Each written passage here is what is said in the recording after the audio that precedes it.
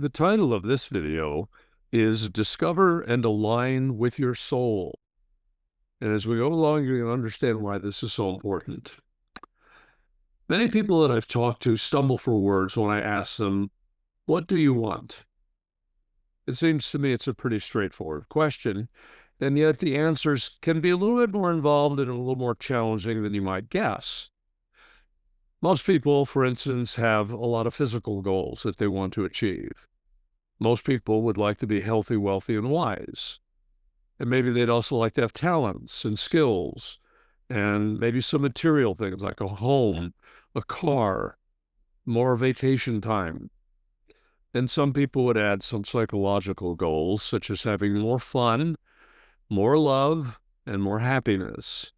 And it's a pretty rare person who has all that they want. Almost everybody experiences that there's something missing or lacking from their life. So to figure this out, the next question to ask yourself is, what is getting in the way of you having what you want? Or what gets in your way of even fantasizing that you could have some of the things that you want? Well, the answers actually lie in the realm of spirituality rather than in the physical realm. But most people think that they need to set goals, and then they work to achieve those goals.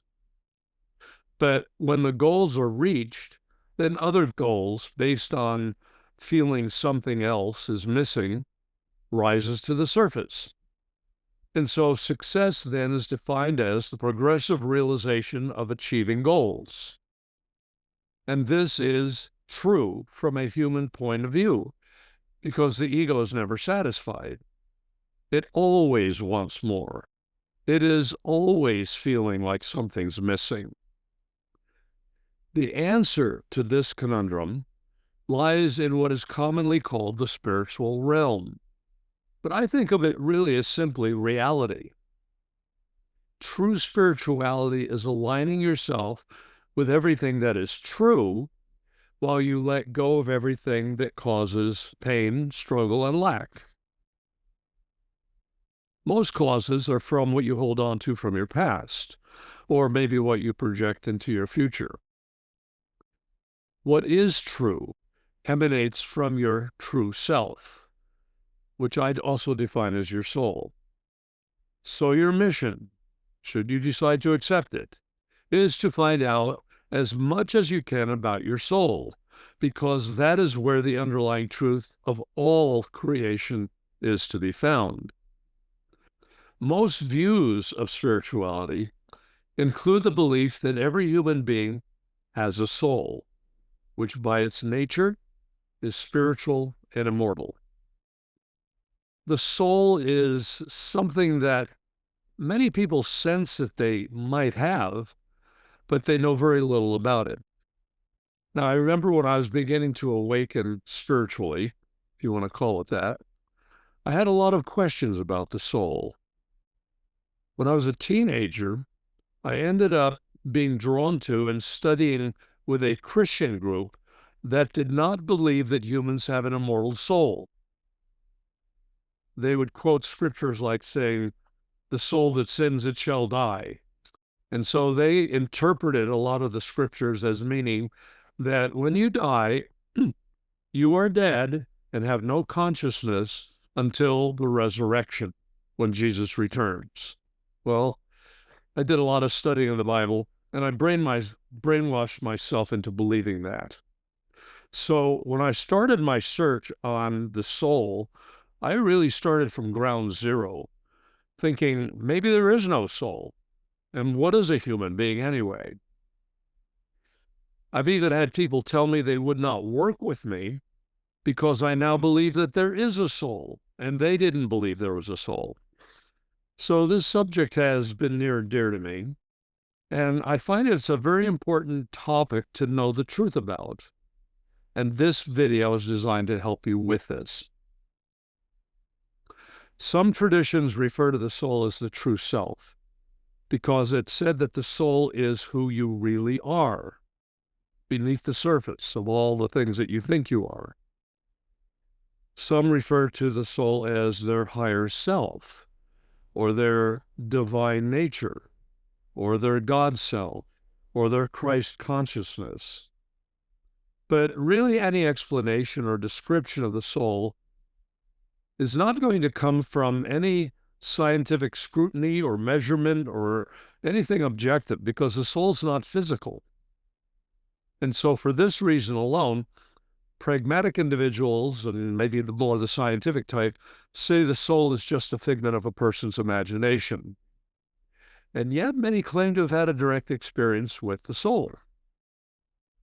Now, if we say that the soul is your true inner nature, what is it then that creates all these distasteful traits that we often observe in people? The explanation lies in the fact that humans are complex beings with many layers to their personality, and they present themselves like a multitude of masks or costumes or personas that overlay the true core. If you want to discover what your soul is, you've got to look beneath the surface and delve into an inner journey, and that's only possible through a meditative exploration. Now, this is because there are many subpersonalities that not only overlay your soul, but they also disguise it. For the most part, your personality is confused with your soul, and therefore the soul is not what you think or imagine it is. Its very nature lies beyond your normal frames of reference. It certainly lies beyond your five major senses. Usually, what you think of as your personality is really an assemblage of many subpersonalities. And each subpersonality has particular characteristics that can be mistaken for who and what you think you are. So it's easy to think that because you feel or think a certain way, that that's who you are or what you are. And in fact, most people generally define themselves by their personality or these external characteristics, when in reality, the soul lives beneath the personality, and it does not operate on the same form or operating system or mechanisms of your personality. So to find out what your soul is, you must go deeper. The deeper you go, passing through the many layers of the personality characteristics, the closer you'll come to your soul. And when the connection is made with the soul, there is a peaceful feeling that emerges, and it begins to reveal the aspects of the soul and the self that is transcendent. It's above the everyday stress and judgments and thoughts and emotions that typically occupy everybody's attention throughout the day. Now, in order to access this deeper aspect of who you are, it requires that you quiet the busy analytical mind so that you can delve into the deeper recesses of consciousness itself. And this really is not as difficult as you might think. In fact, it is one which most people have already experienced in some degree. For instance, when you are relaxed and you are peaceful and feeling safe and maybe reflective, maybe looking out the window when it's raining and just sort of going into a reverie, you have touched on the surface of what I'm describing. When you feel the openness and joy of holding a baby in your arms, you're getting a little closer. If you become lost in beautiful music, or you are elevated by an encompassing scene in nature, you're also touching on what I'm referring to. And this is a practice which can be refined. And in the process, the overlaying personality masks can dissolve away, revealing the deeper soul truth and the characteristics and the traits of the soul. They'll begin to emerge. The outermost layers covering your soul and who you really are consist of characteristics related to your physical body. For instance, it's natural to form much of your self-image based on the physical characteristics that you see reflected in the mirror. However, this includes more than your shape, color, size, and it also extends into your desires, your needs, your wants, your drives. And in addition, your psychological self, which includes judgments and emotions, combine to create a great deal of who you think you are. These are all outer characteristics. These outer characteristics often seem to be automatic and even beyond control. For instance, you may feel driven for the need for food, safety, sex, sleep, and acquiring all kinds of physical wants and maybe needs. But while they may seem to define you, these so-called needs and desires derive from several sources, such as your ancestral biology. In other words, all of your ancestors had all kinds of thoughts, wants, needs, and drives, and these get handed down energetically through subtle energy as well as through genealogy and through genetics. But you also have a lot of childhood memories, and you form a whole lifetime of conclusions, which then became your beliefs. And they can be confusing on your journey to discover who you really are beneath all of that. At a deeper level, you'll find the nature of your true self. And at this level, there is no struggle, no stress, no conflict. Instead, you find peace and happiness, harmony, joyfulness, fulfillment, and a feeling of being complete. And this is all embodied in a radiant, glowing essence of love and light. And that's called your light body or soul body. And when you reach that core, when you know that, it is felt as tangibly and as real as any other experience you could ever have. Now, what I'm describing is not a psychologically induced state. There is a transformational shift in your consciousness that results in the direct realization and experience of your underlying core truth, which is your soul. The more you practice attuning to your inner reality and truth, the more it will emerge in your everyday life. And as it does, it changes your perceptions. It changes the way you interact and experience other people. It enriches your relationships. It has a harmonizing effect on all aspects of your life. And I have a book on the subject that will guide you much deeper in this. It's titled The Soul Solution, and you'll find it on Amazon. The problem with reaching this core is you are usually attuned and aligned with something in your outer life. So, for instance, you can be attuned to looking at the stock market prices. You could be attuned to stirring your vegetables as you're making a meal. Or you could be attuned to mowing your lawn. Or you can be attuned to people who want to stop the mistreatments of animals, and you could align yourself with that. You can be aligned with political crusades, or aligned with something that's going on in your subconscious and unconscious beliefs and drives. Alignment with your spiritual life is attuning to and connecting with your soul, and it's done through your intentions. So this means being aware of and attentive to your heart space. This is the place where it's the most easily connected with the soul.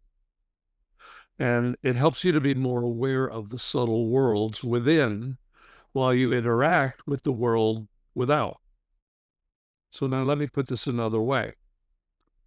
It includes a watchfulness of the circumstances of your life in each moment,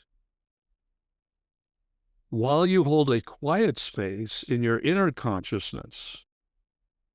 So what I'm describing is similar to what's sometimes referred to as centering, which is quieting the outer distractions and entering a more aware soul space in your heart. Attunement and alignment mean to carefully look at honestly what's going on within you moment to moment. You look at your thoughts, your feelings, your reactions, your choices, your beliefs, your desires, and aligning or realigning with your soul, which is also your highest true self. Now, I know this can be challenging because it requires you to pay attention throughout the day to see where you are oriented or attuned. And it's so easy to be caught up in all of the distractions that come through the senses. And then we sometimes have these reactions that we weren't even thinking about, and we just find ourselves being triggered. And we wonder, where did that come from? Well, obviously, you weren't aligned and attuned to the soul through the heart. If your alignment is not fully in integrity with your highest truth, then you need to take whatever steps are necessary to realign. This is a skill, and I think everybody's going to eventually have to learn this. It is a matter of discerning what voices are calling for your attention. In other words, which are the voices of the ego personality or some subpersonality and all of its wants and needs and desires, and which are coming from the pure, beautiful, loving, kind essence of your soul. So to develop the skill, you must take some moments throughout the day and turn your attention inward, and you ask yourself, where have I been operating from since I last checked in? And where am I living from and thinking from and operating from right now? If I am not aligned with love, fulfillment, and happiness, then you're not aligned with your soul. Upon realizing this, then you take the necessary steps to return. And you do that by surrendering the need for the distraction, and you let it go. So what you have to do at this point then is you identify the distraction and you apply some type of a clearing method. If you do not do this, the energy causing the distraction may submerge, and then it will recycle and come back again at a later time, and it will keep coming back over and over again until you finally address it and put an end to it. That's why things keep happening over and over, repeating in your life.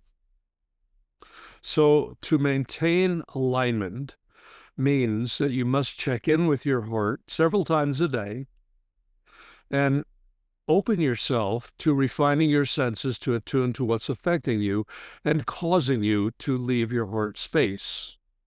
Then you do whatever is necessary to return to your source of love and peace in your heart. Sounds simple enough, but we get distracted so easily from our everyday life. You'll find, though, if you keep doing that, after weeks and months, you'll find that you are automatically attuned and aligned with your soul through your heart. It becomes who you are. So attuning to your heart is the key. Otherwise, you're living in the outer world, which is typically done in the day-to-day activities of forgetfulness, of feeling disconnected from the soul, and instead operating through one of those layers that form your personality. And a lot of those are negative. There's a subpersonality of anger. There's a subpersonality of fear and anxiety. There's a subpersonality of depression and futility and lack of self-worth, feeling unworthy. There's a subpersonality of feeling guilty about something. There's a subpersonality that worries, and a lot more. And if you are not aligned with your heart and your soul, then one of these other subpersonalities is lurking, ready to take over, to rise to the surface, to become activated. And then you find yourself in some kind of a mood, and you might even wonder, where did it come from? You just suddenly start feeling some way, and you can't even pinpoint why it happened. Well, there was a program running that caused that subpersonality to be formed somewhere in your past. And it's been sitting there ever since. And every time that you reacted to it, you fed more energy into it. So you actually have kept it alive with your life force, even though it's something that you didn't want. So at first, the space you're in when you are doing a meditation is your transcendent self, your soul self, your heart space. But eventually, you want to be in this state of consciousness and in this presence all the time. And it is possible. So eventually, your meditative state will be the same as your everyday wide awake with your eyes open going through life state. You'll close your eyes and you'll be in meditation. You'll open your eyes and you'll be in the same place. That requires a major shift in consciousness and the clearing away of all the subpersonalities. It's very possible. You can operate in this outer world while you're totally aware of the inner world of the soul.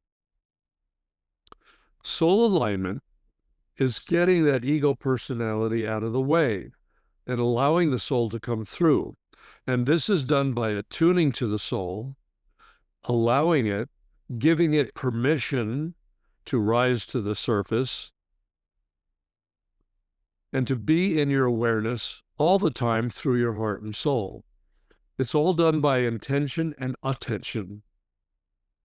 Now, I know this is going to seem challenging in the beginning, but like learning to play an instrument, if you practice, after a while, maybe a long while, but if you keep practicing, then it becomes second nature. It becomes as natural as breathing, and you don't even have to think about it. If you don't play the piano, have you ever watched piano players and they can be looking all around the room while they're playing the piano? They can be talking to you while they're playing the piano. It's because they have practiced so much, they've gotten used to it, and the subconscious mind takes over and they keep playing. Or maybe you can do that when you're typing. So the process involves you opening yourself so what is in your heart center grows clearer and cleaner. And that happens through letting go of every negative thought, reaction, and emotion, which are what create the obstacles and the blocks. So almost everybody complains that they have blocks to something that they want. Well, those are from the subpersonalities. They're all formed of beliefs. The perception may be that you are overcoming and growing as you release and dissolve these blocks. So you think of yourself as evolving. In reality, you're only discovering what was already there by removing the negative thought forms that conceal the underlying truth, which is your soul. Below the surface, perceived by the senses, is a much deeper truth of your being, which can only be discovered and explored by making space for it. And that comes through surrendering. And I've done a whole video on surrendering. So if you haven't seen that, you might want to go back and go through that. It's a matter of releasing, letting go, and dissolving any resistance in the form of negative thought form patterns that keep you out of touch with your soul. The natural consequence of doing that is much more peace. In fact, it's a very deep form of peace. It's deeper than sitting on the couch and listening to music. It's a very deep, soul-centered, complete relaxation and peace throughout your whole body and being. But it's more than peace. It's also happiness, contentment, a joyfulness, a feeling of being in love with yourself, with life, and with everything else, and a deep connection with what is truth. You are most aware of being flesh, blood, and bone, because that's what you are in touch with through the senses. There's also a part of you that thinks and feels. These are more subtle. They're a little more abstract than the body. And the soul and consciousness is even more subtle. But you want to be aware there's something that makes you feel alive. And you are not the one making that happen. Have you ever wondered or asked yourself, what's living inside of this body? Who is it that I see in the mirror every morning? There's something conscious and self-aware that thinks, that is conscious, and it's living inside this body. It's moving the body. And it is processing all of the experiences. The orchestra leader of the process you call life is your soul. So just acknowledge that you have a life force energy, a consciousness, a spirit, an intelligence, and a soul.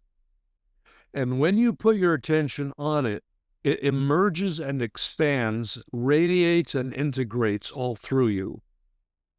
It's really that easy, because it is who you are and it is already present. All you're doing is acknowledging it. Now, in the beginning, when you start trying to make this connection, you may not feel anything. I didn't. It took me a few weeks before I actually started to notice something. But nonetheless, you keep applying. You acknowledge there is something inside of you that seeks to awaken. It's looking for answers. It wants to evolve. That's your soul. It's the part of you seeking happiness, peace, clarity, insight, love. And as you become aware of the source within you, you will connect with the source of peace and love. And it's most easily accessed through your heart. And because it is what is fundamentally true, and everything else is what is a construct the mind has created that is not true, or some would call it an illusion, as more of the soul emerges, it will gradually dissolve all of the negative personality characteristics. So all those things I listed a little while ago, those will begin to diminish in your life. Eventually they disappear. And so it is your soul that actually does the clearing and the healing. What we do is we attune to it and put your attention on it. We all draw our lives from a source greater than ourselves. And that source is sometimes simply referred to as source with a capital S. It's where all of the creation came from. It's been sometimes called Christ consciousness, universal consciousness, universal mind, Holy Spirit, the light of God, the source, the matrix, God realization, or just simply God. And each name or word is an attempt to describe what is being experienced when you make a deep connection within yourself with it. It is a universal, intelligent energy presence, and it creates and directs the ways the atoms interact and the whole movement of consciousness that eventually evolves all of the expressions of existence throughout all creation. It is the creator of all. This is what created you and me. We were birthed from an ocean of love by this divine source. And so, underlying all of the appearances of the creation is energy. Everything you perceive is energy in form. And everything's changing all the time.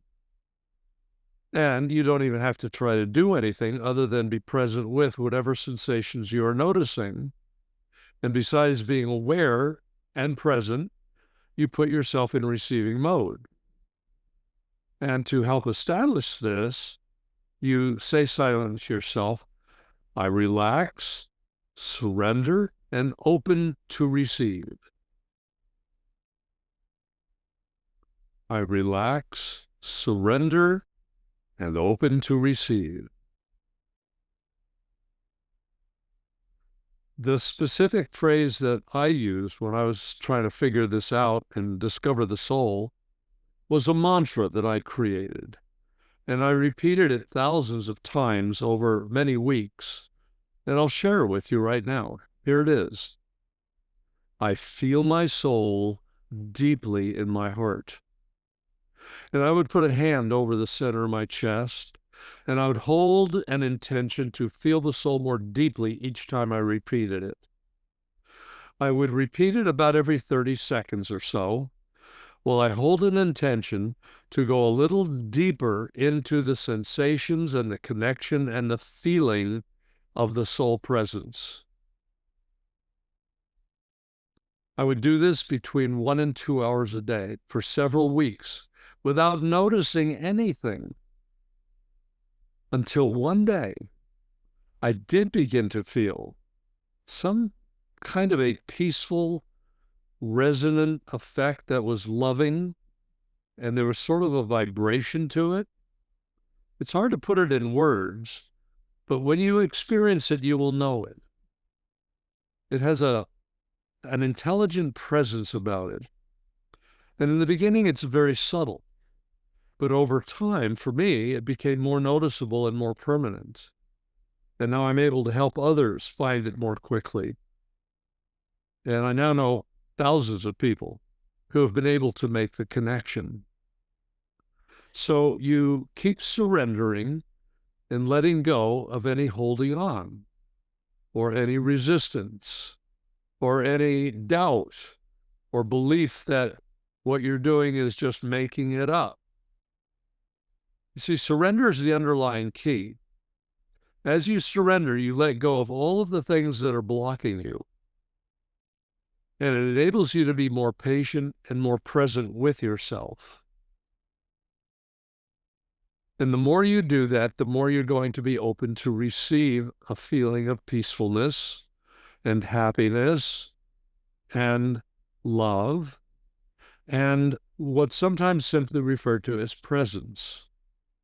But I would add the word soul to that, soul presence, because there's something there and it's very tangible. And each time you sit in daily meditation, you observe the sensations. And the reason you do that is because feeling is what gives you access. Each time you practice the feeling, you can find that it becomes a little more obvious, a little stronger, and a little easier to access. You may feel these sensations go from a feeling of simply being mellow and peaceful to having more of an uplifting feeling, to being even pleasurable, to feeling very satisfied and joyful, and certainly happy, maybe a happier feeling than you've ever felt. And it's like an awakening and an empowering to discover your true self, and a feeling like, oh, this is who I always thought I was and who I always believed I must be, but always felt other things. Now, if you're doing this and you're not feeling it, it's because you're in your mind. And this is the biggest challenge for most people, which is why most meditation instructions include quieting the mind. It doesn't mean that the soul isn't there, but if you try to intellectualize it, that's where you get in trouble, because the mind has no way of connecting with the soul. It operates through the senses, and the senses do not connect with the soul. That's done from an inner place. And in the beginning, it's done through meditation. So if you're having difficulty quieting the mind, I have a whole chapter in my enlightenment book on a method that I discovered that can quiet your mind and keep it quiet 24 hours a day, for that matter. Now, it's not required to be totally quiet all the time in order to connect with the soul. This is a process. And as time goes on, you'll get better at it. But it does require practice. So you basically surrender, release, and let go of the need for thinking. You can say, I surrender and release the need to think.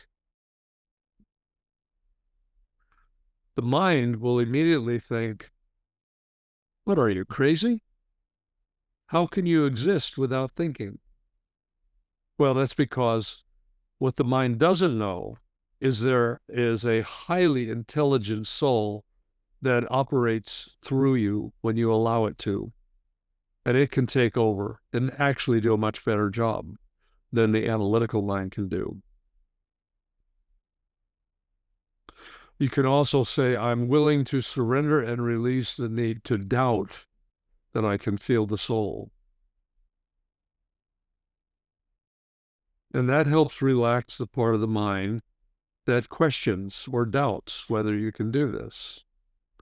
You can say, I'm willing to surrender and release the need to feel anything. And now that may seem contradictory to you, because the mantra I said is, I feel my soul, right? Well, what that means is, if you let go of the need to feel, you'll release the resistance around trying to feel. Because if you're trying to do this, you'll block it. It is much more of a passive process.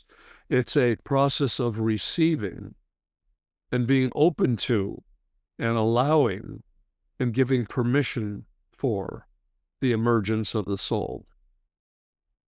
So it's not really so much about doing, and it's certainly not about trying. Those are all things that the mind does, and those are things that will block it. So it's a relaxing process of receiving. So you just relax, you sense and feel a flow and an ease, and you open yourself to receive.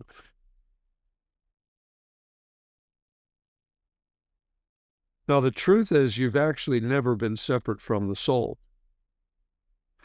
The only time you're not noticing it or feeling it is when your attention is elsewhere. So once you're conscious of this process, you can train yourself to stay conscious of it. And this is how spiritual awakening begins and evolves. You, right now, are in the midst of an evolutionary shift in yourself. You are an active participant of a consciousness shift.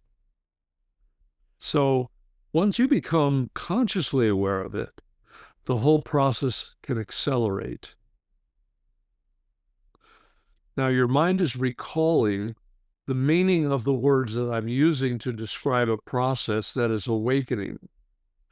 You can call it soul discovery, or some people would refer to it as self-discovery. It's not a philosophy. It's not a belief.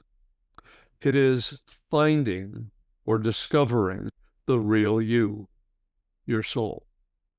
It's an experience of a living, intelligent presence in you, around you, and through you. It's far more than a belief. It's a way of connecting with truth and reality. It's a way of being. And you get there by calling to the soul through the heart center and observing the feelings that emerge. And the more you do this, the clearer your soul connection becomes, and the more you evolved, the happier you become. So it's just simply a matter of practice. Obviously, anyone can do this. Everybody has a soul. So you're just asking to connect with the true part of yourself. So, of course, anyone can do it. So now bring your attention and awareness to your heart center, in the center of your chest, and sense and feel there is a part of you that wants to return home.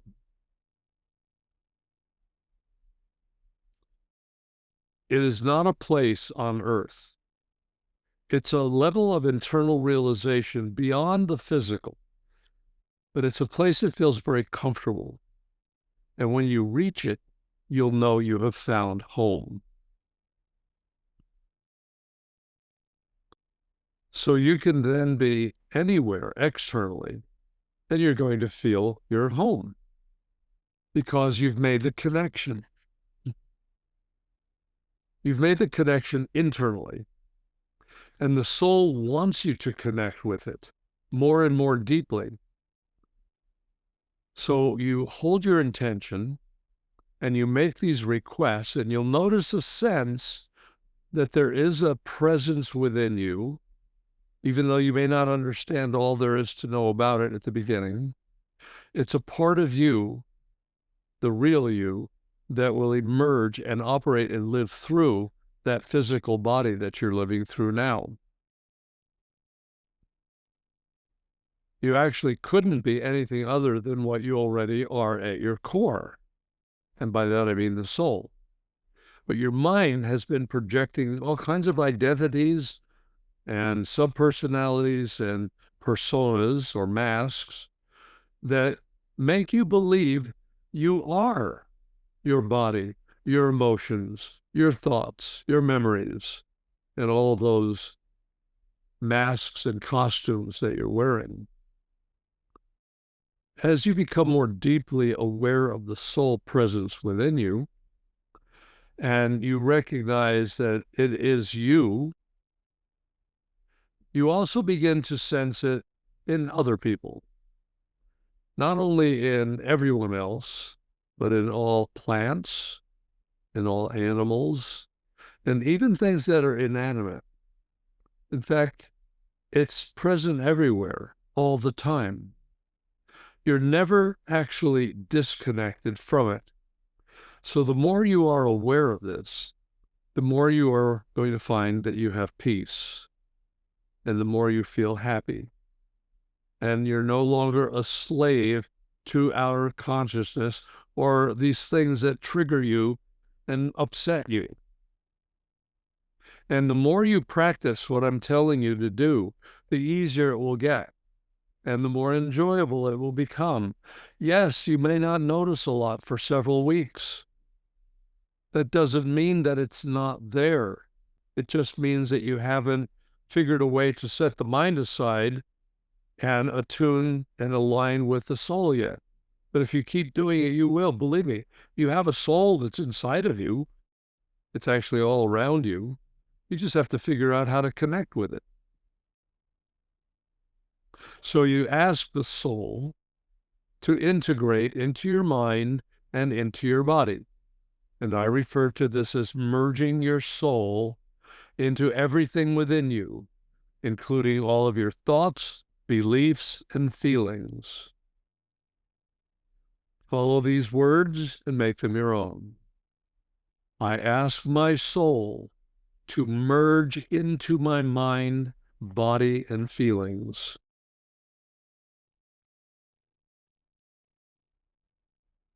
I feel my soul deeply in my heart.